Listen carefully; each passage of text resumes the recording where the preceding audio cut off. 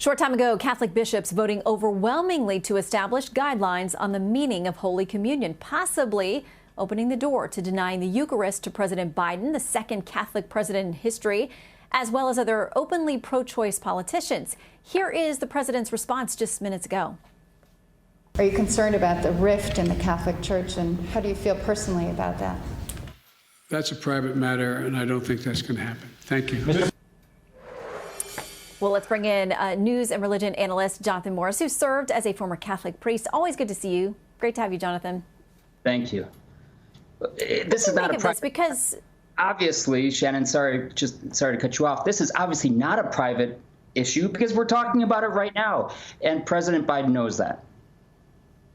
Yeah, in my understanding, and I'm not Catholic, but I have great respect for the differences in our denominations, but my understanding is that the canon law already requires priests to be very protective of the sacraments, of the Eucharist.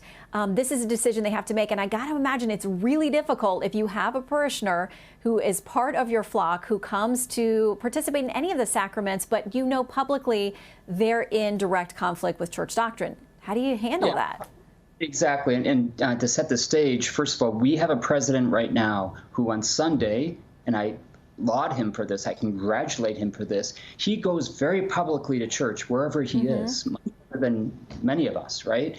And he comes out and he says, I believe. And when he receives communion, he's saying, amen. He says, I believe with the Catholic Church.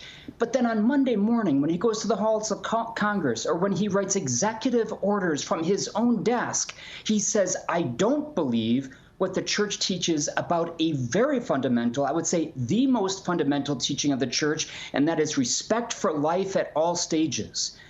So it's very complicated. And I think you made a great point, Shannon. Doesn't the church already kind of say what is supposed to happen? Why do the bishops of the United States or any country have to say, well, how do we deal with this?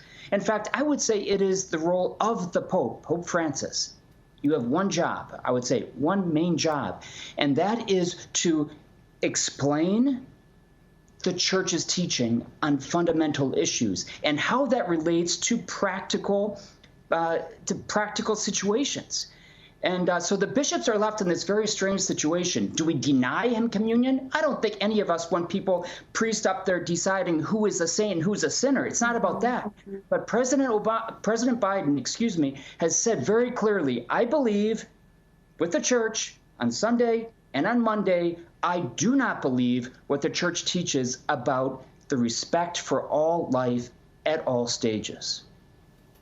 I think we have a statement in from about 60 Democratic members of Congress expressing their concern over this and saying, you know, we don't want to see that this becomes a public situation where people are being told that they cannot come and take part in their faith. And as you said, it is, I think, very encouraging for a lot of people to see that the president is in church. He's attending Mass on a very regular basis. I pray for him. I pray for every president that we have, that God would guide them and protect them and give them wisdom. But there are those who are worried that some will be pushed away from the church if they see this treatment of the president and say, aren't we to be welcoming people in and bringing them in? What if they see this publicly as something that would make them not welcome?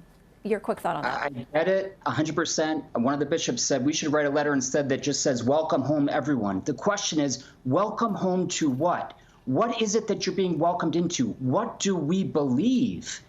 When you say amen, what are you saying amen to? That is the issue, and it's fundamental. Jonathan Morris, always good to see you, and thankful that we are all saved by grace. We are all sinners. Thank you, sir. Hey, Sean Hannity here. Hey, click here to subscribe to Fox News YouTube page and catch our hottest interviews and most compelling analysis. You will not get it anywhere else.